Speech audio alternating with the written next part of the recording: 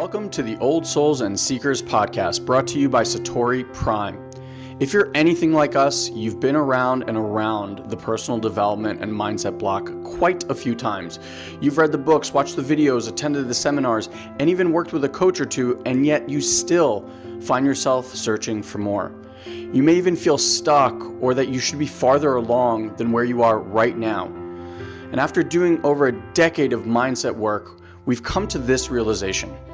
Mindset work is like a small hit of dopamine that distracts you from your true work. You get these little hits of feeling better, only to be met with the same underlying conditions and patterns over and over again. Now, mindset was an important part of your evolution as well as ours, but it hits a plateau, and now you find yourself ready for that deeper layer of growth and expansion. If you're listening to this podcast, then you're ready to get off that Ferris wheel. This podcast is only for those that are ready to dive deep and do the real inner healing work. For those that are ready to move past more information into actual experiences. If you're looking for more understanding, then you've come to the wrong place. This is a home for old souls ready to fully embrace and remember who they truly are. Ready to make a profound difference in their lives and in the lives of others. So welcome home, dear one. We're excited to be part of your journey.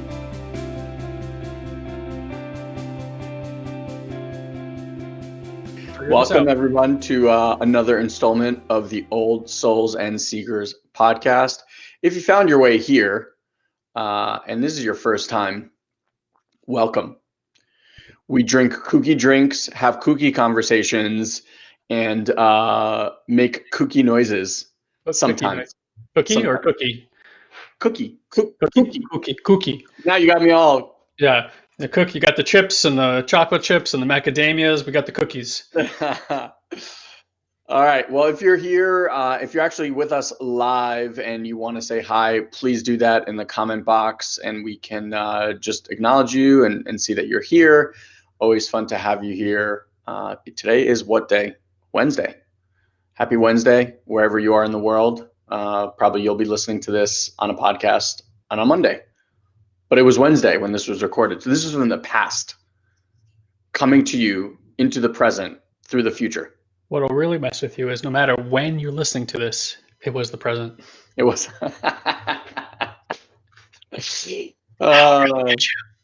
Awesome. All right. Well, we wanted to talk about something that we've been, I guess, recently just really noticing more and more and more, and we started sharing it with each other, and we were like, this is very odd, and that is why we've stopped reading books. Just to give you some sort of context, Guy and I, for the last bunch of years, were reading anywhere between 50 to 100 books a year. I guess people would call us voracious readers. And you've read a lot of books because you use a word like voracious. That's nice. Why I did it. That's why I did it right there. I did it that way on purpose. Yeah. Thank you for doing that. Those are like people that are like, I'm a thespian. Yeah. And you just, like, that tells you a world about them, right? So I'd have to go Google thespian, unfortunately. So anyway, what shifted? Like, why is it that we went from 50 to 100 books? I said to Guy the other day, I think I've been on the same book now for the last like almost 6 months. I've listened to some audio. I will say that in between. Michael Singer still has my heart. And so I like to listen to him, but they're not really books. And what's your take? I think more accurately, the title would have been why we stopped reading personal development books. Because I have been reading or listening to books on investing. And I listen to channel. Yeah, which is different than books. Yeah. But I actually have been listening to, I will say this, with my kids and reading with my kids, which is really cool because they're 9 and 7 at this point.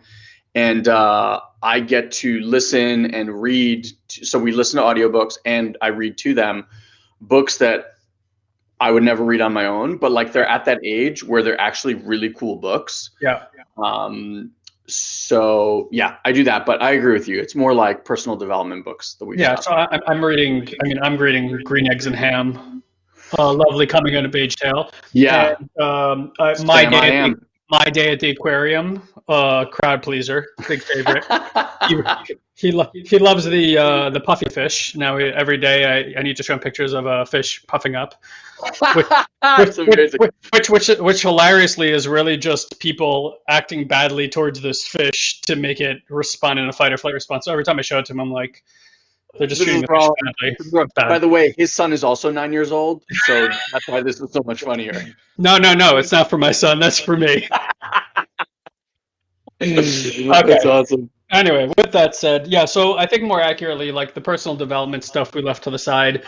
And, it's something we kind of realized when we were in the middle of teaching a 2-day intensive. And I'm like, bro, have you stopped reading books recently? And he's like, now that you mention it, he's like, yeah, I'm not really reading a lot of books. And I remember at that time, Elon asked people to raise their hands, and we actually just came off of a different call with the company we work with. And same thing, we've been asking this more regularly, and it's not to like downplay or to say reading books is bad. It's to hit a point home that for why do we pursue personal development? Like let's start with that.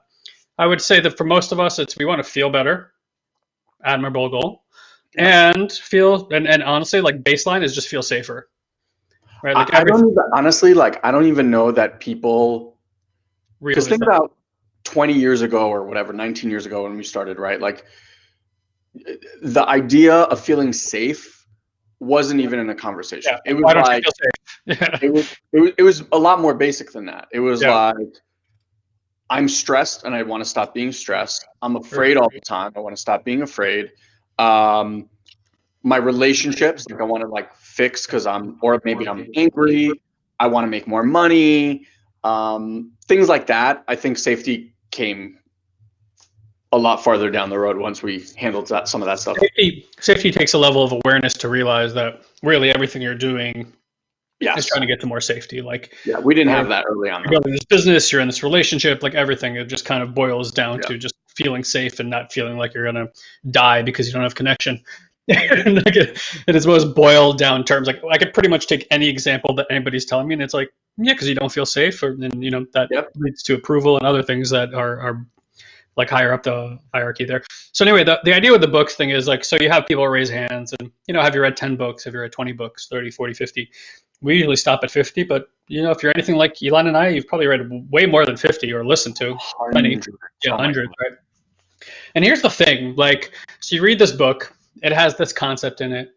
You follow the concept, you try it out in your life, and you're like, well, it's nice. It kind of makes me feel better for a moment. And then this thing happens in your life and you kind of get back to this, oh, wow, that's still happening. Must have read the wrong book, doesn't have the right concept. Go grab another book, post on Facebook. This one's really popular these days. What's your favorite personal development book, right? And everyone jots down the same 30 books every single time. But that's the thing, right? It's like Amazon, top 10, top 20, top 30 books. That's what most people have read. And look, what it comes down to, at least from our perspective these days, is that if you're reading most personal development books, 90+% of them probably, more or less it's rehashed stuff. Once you've learned the foundations, those are the foundations. They have been principles and foundations since the dawn of civilization, where spirituality and personal development was part of what people became curious about. And even though very clever marketing will slightly change the name of something to make it sound new and improved, it isn't. It's just the same old thing. And you also got to get that most people, all people for the most part, most people and all people for the most part are stuck in conditioned linear mind type of thinking. So these books are being produced with that in mind, that there's a conditioning and there's a linear process for new conditioning to undo the old conditioning, because the old conditioning is bad, this new conditioning is good, until we find out the new conditioning is bad, and then we need new conditioning to make that old conditioning, because that old conditioning is now bad, and there's a lot of conditioning. So we're using a lot of conditioner here, but no one's really getting to that Pantene Pro. No one's really getting smooth. Yeah, you don't get to that Pantene Pro V hair that we're all looking for. So we got to really take a look at that and wonder, okay, so what is this game about that we're playing? And, if you've been listening to the podcast or you're in our Facebook group, and again, if you're not in the Facebook group, go to joinoldsouls.com and become part of the Facebook group. That's my marketing voice. Worst voice ever. It doesn't make anybody want to do Dude, I anything. think just by the virtue that you said it in that voice is going to make people not want to join the group. Join the old souls group. Just go in there. Join. I think it goes like this. It goes, if you're interested and you want to expand your horizons, Oh, that's good. That's not bad. join I thought, I thought you were oldsoul.com. going to go the other direction with it, where you're like, in a time where old souls need a group. Blah, blah, blah. Get the chopper. I was going for the like the Yeah. yoga Very meditation. beautiful. Yeah. I went straight psychopath on it. Yeah, you did. Just get in the Okay, group. anyway, Jesus Christ. Get in the group. back to why we don't read personal development Yeah, books. so we don't read the books so we can make ha-has of each other. But so my point here is that look, what we train people on today is how to become aware of awareness. It's kind of a funny thing to say, but the truth of it is most people are not aware that they are awareness. They think about awareness, but they're not directly experiencing awareness. And the funny part is that magical things happen when you learn how to connect to your awareness. Now, one of the aspects of awareness is that awareness is always awake and awareness is all knowing. And if you start leveraging this part of you that we all naturally have, and it actually takes very little, a few pointers for people to become aware of their awareness, and this is what we train on our 2-day intensives and in our group coaching programs, and this is what we do is we cultivate the energy of awareness. And what you find is just, like if you think about where did information begin coming from? Where did we get spiritual ideas? And you don't have to go back very far because the first religion on our planet is the Hindi religion, the Indian religion and culture. And if you do some research, you will find that the Vedantas that were written by people sitting around listening to nothing. Like in the nothingness and the awareness, in the awakeness of that awareness, information started coming through this field. And I imagine at that time it was probably easier to listen because the world was a lot quieter. But nonetheless, and that's an interesting thing too. It's like quieting oneself allows for you to become aware of awareness. And from that awareness, you can then cultivate energy within the awareness, which allows you to more easily connect to it. It actually recreates the foundation from which you become aware from. And then there is a knowingness in this space that actually starts teaching yourself. Now, why would one want to do this? Because if you think about any book that you've read, again, that's still somebody else's conditioned mind on a piece of paper and their attempt to use language to describe an experience that they've had such that maybe they can open a doorway for you to have that experience as well. Now, if you go have a similar experience, it's the experience that actually changes you, not reading the words on the page, right? Because the words on the page are the words on the page. That gets cataloged in there somewhere into philosophy and things that I know. But, what's that line? Information not applied, or whatever, information applied is wisdom, or something like that. Yeah. I don't know the exact line, something to that extent. So that's just one level of wisdom, but again, that's still coming from a linear mind. Awareness has no linearity. It is a quantum in nature. It is pervasive and infinite. It is everywhere and always and will always be here. And it's the original face that you had before you were born and will continue to be that face and that awareness well after this meat sack becomes, dust in the ground again. So where do we want to rely on? Do we want to rely on the opinion of others to navigate us through our own spiritual practices and through our own awareness, which is our own alignment and our own frequency and vibration? Or do we want to connect to that awareness, which is the vibration, the frequency, and alignment of who and what you are beyond physicality, and then start using and leveraging that awareness to bring through the knowingness and the wisdom that comes from that place, which is nonlinear and not an infinite impossibility, and does not, is not bound by the rules and the laws of human morality. Something that just came through as you were talking. It's like, because Kelly wrote this great question. She's like, how do I stop my brain from working to enjoy the quiet to become aware? And I was thinking, well, obviously it took something for us to get to that place where stillness and quiet was available. Mm-hmm. Like this didn't happen overnight.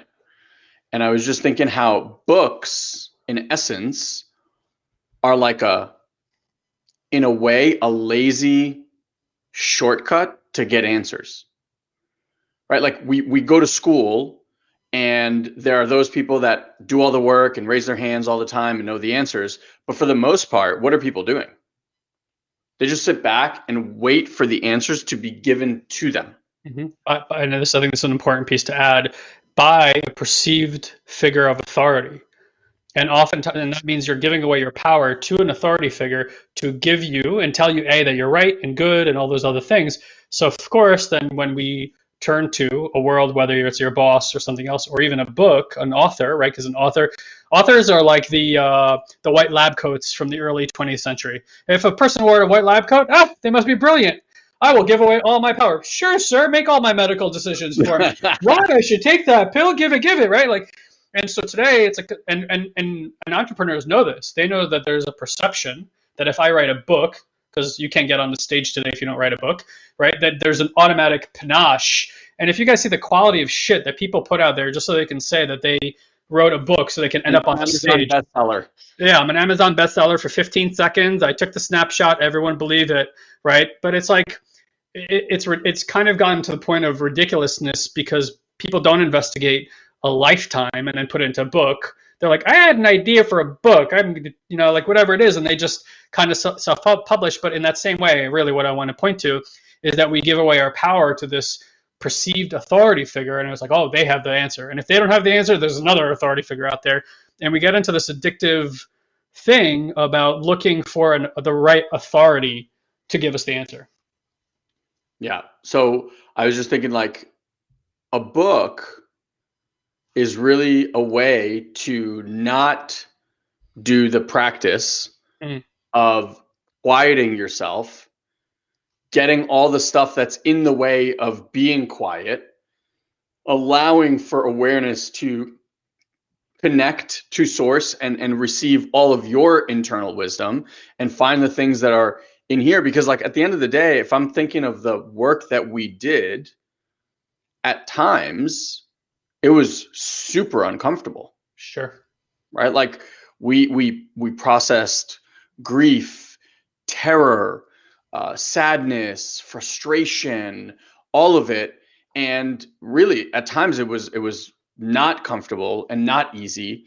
And in the releasing and healing of all of those things, what began to come through was this very clear voice. I'm just going to call it. It's not really a voice. I don't know how to. Different people experience it differently. For me, it's like it's like a knowing. For me, it comes more in like visions and feelings. Sometimes it's auditory, but visions and feelings. For others, it could be fully auditory. Other people can get like full channeled messages, packets of download, whatever, people call it different things. But it's interesting. It's like the same way you were talking on the previous call about how phones, in a sense, made us lazy about directions. Like when we were young, I knew how to drive.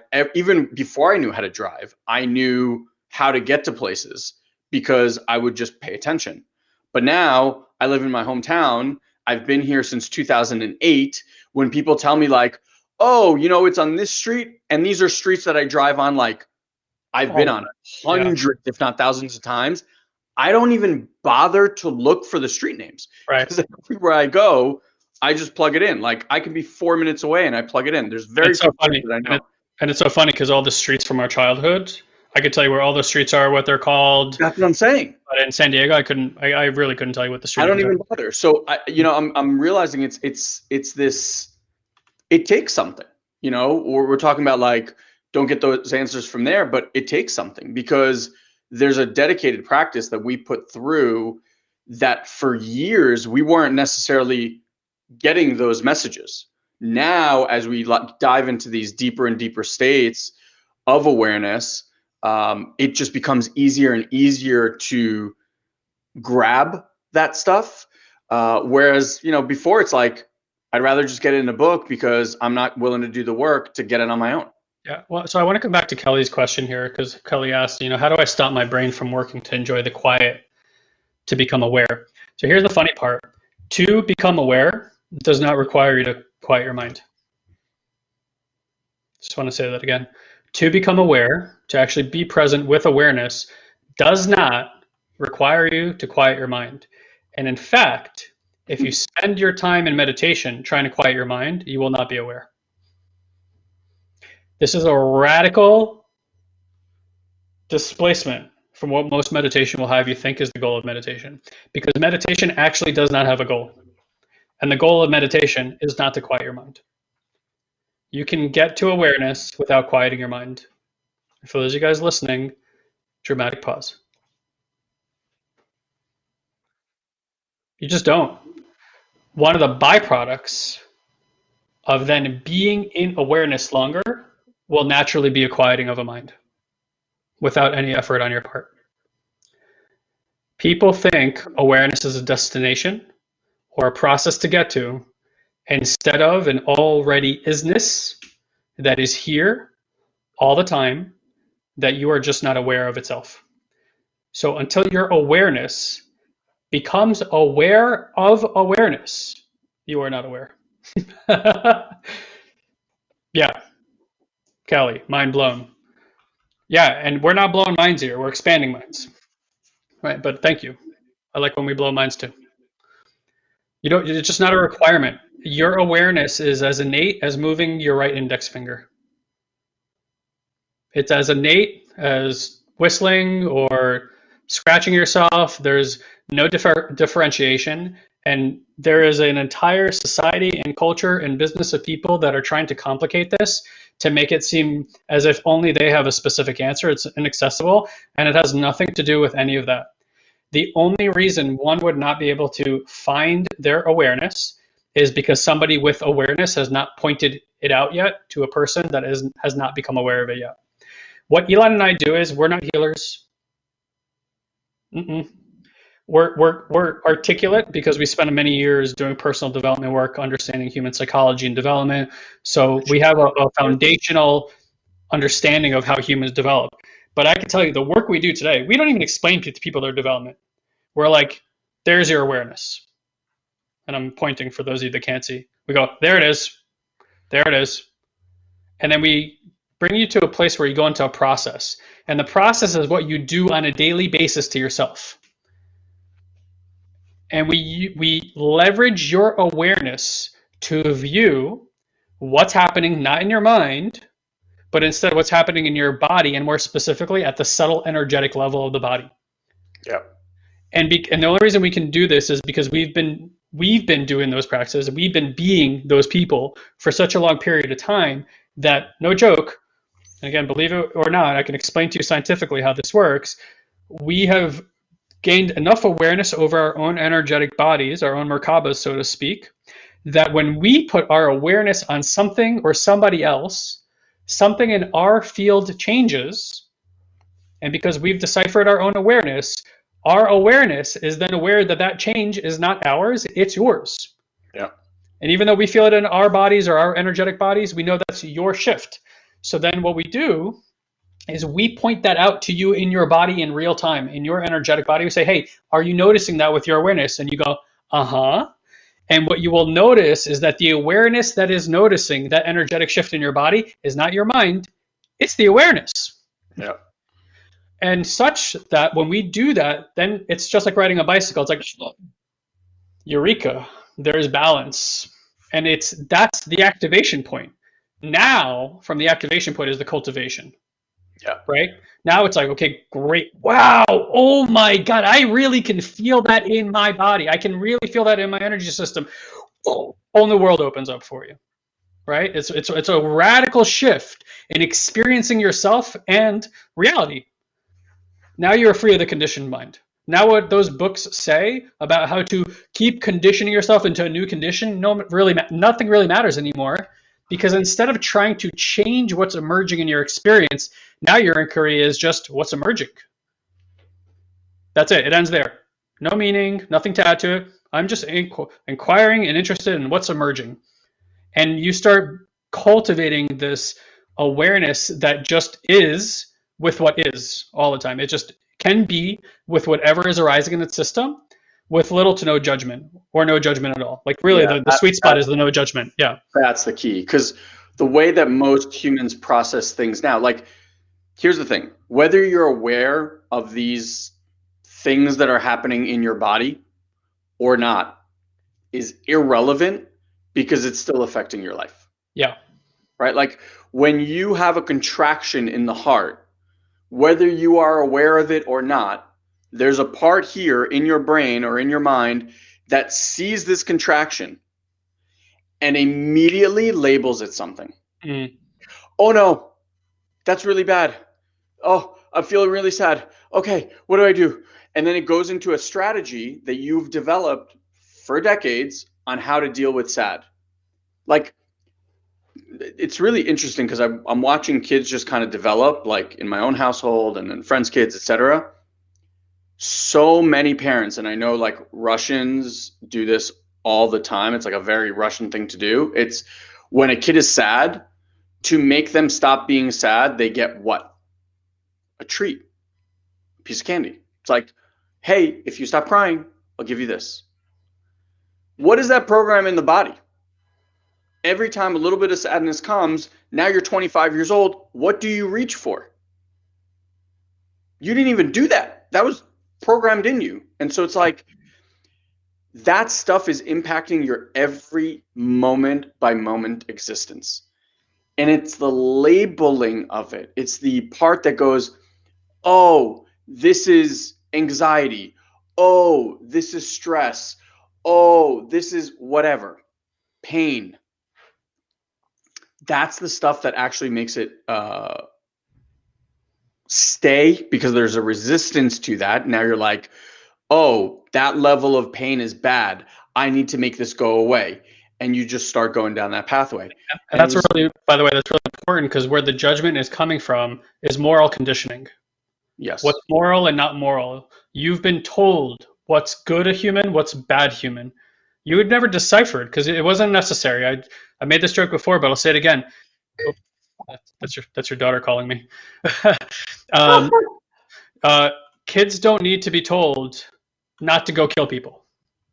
No kids running around with a knife just stabbing people all over the place, right? Like we've built a human moral code, society, governments, religion. This is it and this is not. We've taken positive and negative and we've made it good and bad. We've made light and dark, good and bad. It's none of those things. And because most people's minds are conditioned, they will not look by conditioning at those aspects of themselves and henceforth have no peace with them. Because your conditioning is that part is bad, be at war with it. So you have to be stuck in a fight or flight response against it in order to war with it ongoingly your entire life. And we can tell you until you place yourself in a neutral energy, until you're what science calls a down-regulated nervous system parasympathetic response, your ability to source your life from a place of safety is literally impossible. And so you make your choices, and the energy that you invest in your creations comes from scarcity, fear, lack, resistance, and whatever is being generated and created by those energies will create more scarcity, lack, resistance. It will because the source of energy always creates more of that energy. Yeah. So the only place that we can stop doing that from is actually a neutral place within ourselves, and we cannot do that from a conditioned mind. Yeah, just something that I shared with someone who was doing our 2-day event. She was saying how she was experiencing this pain in her heart and this and that. And I just said, instead of actually labeling it, what if you just went in there with curiosity and just noticed the sensation? Mm. Because at the end of the day, there's just sensations occurring inside. Maybe it's a contraction. Maybe it's like bubbles or poking or prodding or, a constriction or a weight is on it or whatever it might be. But the labeling is what actually makes it stick around. If you just watched the sensation, it's like, oh, there are tickles. Like I feel like vibration. I feel a collapse. I feel a tightness. I feel a pinch, right? Now, all of a sudden, you're just watching. just watching. There's no thing that is good. There is no thing that is bad. There's just this isness is happening right now. And in that state, when you can get into that place and you're just simply observing, these energies just move. You know, and you don't have to, like, you think this is some superpower, but we're all born with this. You watch any kid, 4-year-old, 5-year-old kid, they can go from playing, having the time of their lives, to tantrum, kicking and screaming on the ground, back to playing and having the best time with their friends, all in a span of about 6 minutes. And the adults watch us, we're like, I don't know, what? Because for you, when you have a tantrum, and adults have just as many tantrums as kids, right? We just mask it a little bit. It destroys your entire day, maybe even your week. But all it is just allowing for that energy to move through. And the reason, back to this book thing, the reason why I believe books aren't as helpful, and in fact, sometimes can be downright, like make it even worse, is because your mind is the one reading the books, looking for understanding, definitions, etc., of what is happening in your life. Even further, it's looking for patterns it already knows. Yeah, but now, like, when things are happening, you now just have new language to describe this thing that's happening. So you're like, oh, now I know why when my boyfriend does this or my wife does that or my kids do this, what's actually happening is this, it's triggering this thing from my mom and then that. And now you have all this explanation, but that doesn't give you any access to actually heal it. You just gave it another label. And that other label is like, okay, so this is what it is. And now we just get to keep this little piece. Yeah, go ahead. Sorry. Nothing. I was contemplating, like, what if we can get to a place in society where discomfort was no longer judged? And Patrice was talking about our next event at the time of this recording on this Wednesday in this present moment. January 8th is the next event. Yeah, January 8th. Yeah, and for anybody who is interested in hopping onto that next event, you can go to intuitivemind.live. Was that a better voice for the marketing? Intuitivemind.live. Workshop it. Live. Okay, I'll get there. You gotta play with the frequencies. So I was gonna say, like, what if we could get a place to that there was nothing wrong with discomfort in society? What if we could see that sensation was an integral part of human development and growth towards awareness and enlightenment? Would you experience things differently? Because the conditioned mind, again, has been conditioned to believe that discomfort is something to close around, battle against, block up against, create defenses against. And here's the reality, guys. This work, everything you and I are talking about, this cultivation of energy, is about creating fluidity in the human body. Okay? I've said this a few times on here before, but I'll say it again. Because of maps in human development, it's pretty easy for Elon and I to walk into a room today, look at people, meaning the shape of their bodies, and tell you with about 80 to 90% degree of certainty what their underlying psychology and problems are in their life are. Now, that might seem like magic, but again, it's just experience and understanding how development works and understanding that the mind actually shapes the body. The conditioning actually shapes the body because the conditioning is what constricts the body in certain ways. Now, imagine if the body's constricted there ongoingly and energy no longer flows there. Some parts of the body are going to grow where there's more fluidity. Other parts are going to shrink because they don't need it. That's why when you have a person with a really frail body system, like, like small women use like gymnasts, but without the muscle mass and stuff like that, there's a certain underlying psychology there. With people who can't seem to lose weight, there's a certain underlying psychology there, and that psychology is doing its best to create safety for that system. The weight is a way for that particular person to literally feel like they are creating distance between them, reality, and other people. And if they begin to start rapidly losing weight, they will activate a deep deep response, a fight or flight in their system. And as that anxiety raises up, the way they deal with that anxiety is by eating more, which is how they got there in the first place.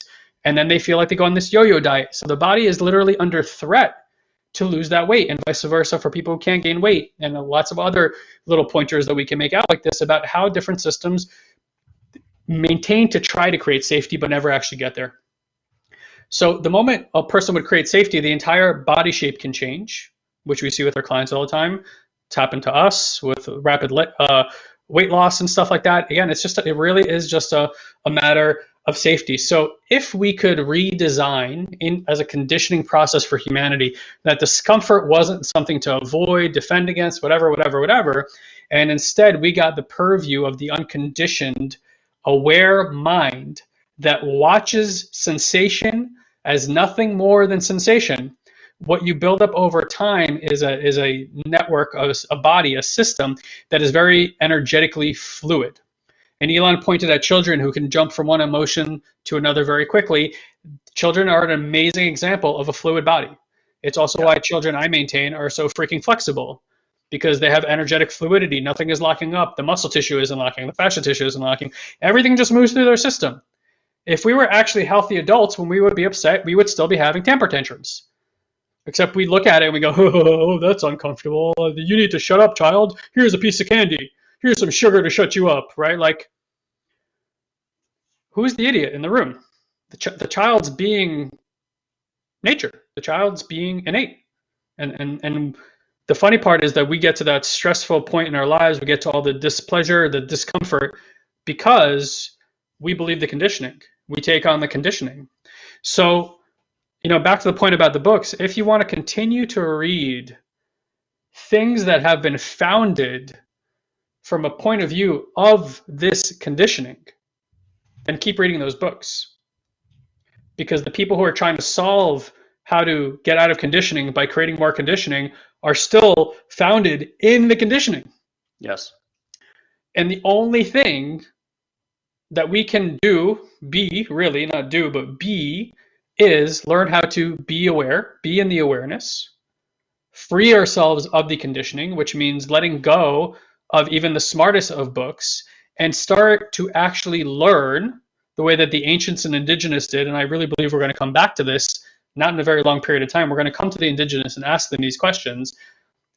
What is the genealogy? How did we get here? Where did we come from? Because those paths actually know those answers. And we're gonna get to this place where we're gonna realize the only undistorted reality that any individual system can know is through the direct experience of their own awareness. Anything else is somebody else's conditioning. Exactly. So this is why we kind of want to point at this. If you guys are interested, by the way, again, in doing these awareness practices and learning how to activate these things, there's one of two paths, right? You either know that you're like, damn, this is the shit. I got to learn this stuff. I want to do whatever the fuck these guys are doing. If that's the case, then you want to come to our next event. You go to intuitivemind.live, intuitivemind.live. If you're like, this is really interesting and I would love to have a conversation with somebody, then you're in route number 2. You want to talk to one of our concierge coaches. They do free 15-minute strategy sessions. These are people we've trained in this. These are people who've been all over the world with us. These are people who've worked with us directly for long periods of time. Those are, if you want to speak to somebody before you make any sort of decision about what it is that you want to do or not do with us, you want to go to callsatori.com. Okay, so those are your two pathways. And that's kind of the rub of it. That's what I wanted to share, I think. Yeah. And Arlette, I think you're in our Facebook group, but if you're not, definitely head over to joinoldsouls.com and follow us there. Yeah, guys, thank you so much for the interaction. It's actually made creating podcasts with you guys in the middle, asking questions and stuff, a lot more interesting for us and fun. And I hope that you guys that listen to these recordings on the podcast are enjoying them as well. Yeah, please join the group, joinoldsouls.com if you haven't done so already. And like Guy said, if you're ready to jump into the next 2-day live event, which is on January 8th, you can head over to intuitivemind.live. All right, everyone.